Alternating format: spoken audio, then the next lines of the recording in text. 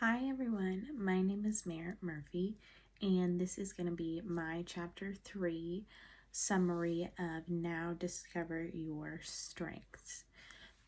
So this chapter opens up and it begins by telling the readers all about how to identify your talents. So they really go in deep and they even talk about something called top of mind reactions in situations and how these are very beneficial in identifying your talents. So, something I thought was really interesting is in the beginning of the chapter, they gave a really cool example from a senior manager, and it was actually about a time that her and her coworkers were on a plane, and they actually suspected that the plane was failing. I believe an alarm was going off, and it alarmed them, and they were kind of freaking out, all in different ways. So she goes on and explains how everybody's reactions. So some people were staying very calm and collected. They were kind of observing everybody else's reactions and trying to, of course, stay calm and see what the next step was. Some people were really freaking out and running up about the cabin, just very anxious. And then there was even one of her coworkers she described was actually drinking. So they were all very freaking out. So then they did discover that fortunately it was just a faulty alarm and that the plane was actually okay. So that turned out to be really good. But when she actually had time to sit down and really reflect the situation, she stated that throughout the stressful experience, it really showcased hidden talents from each one of her coworkers, and it was all by how they handled the situation. So when she had time to sit down and really analyze that, she did discover maybe talents that she hadn't known about them. And then this actually, what she described, explained why they might have performed their job performance in the way that they did.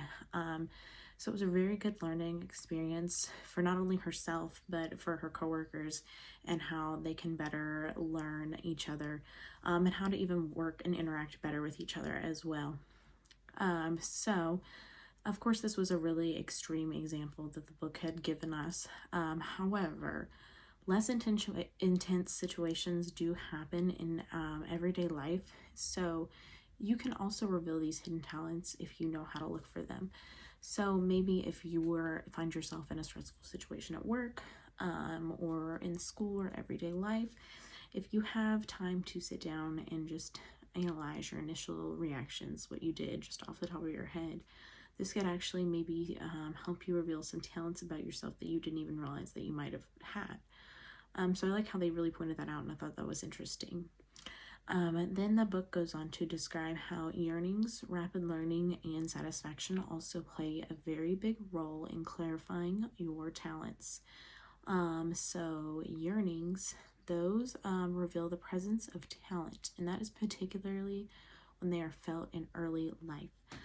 So what the book is really talking about right here, and I thought this was really interesting that they brought this up as well, is that your yearnings, early in life, like what you really desired and what you really put your time towards, that can help kind of distinguish what you're talented at and what you're willing to really devote your time to.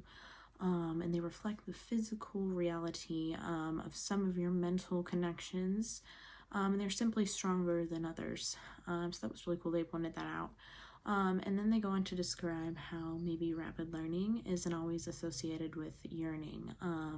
So just because maybe you might learn and pick up something, it doesn't mean that maybe you necessarily yearn to do that, or that you even might like it. You might just have or be a fast learner, which is also a really good thing, of course. So something you may or may not have experience with. So again, you might pick up on something like drawing or something. Maybe if you've never even had an artistic background, you might just pick up on that really fast. So if you learn it rapidly, the book says that you should look deeper into this, which I do agree and yet disagree with, because if you're not happy doing something, I wouldn't really spend any extra time just devoting that, but that's just my personal opinion. So then they talk about how satisfaction is of course associated with talent, because if you feel good doing something, you're probably using that as a talent. So I did like how they pointed that out. I thought that was really interesting, and I do agree with that.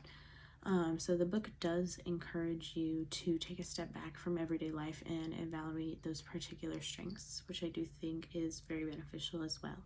So thank you so much for listening.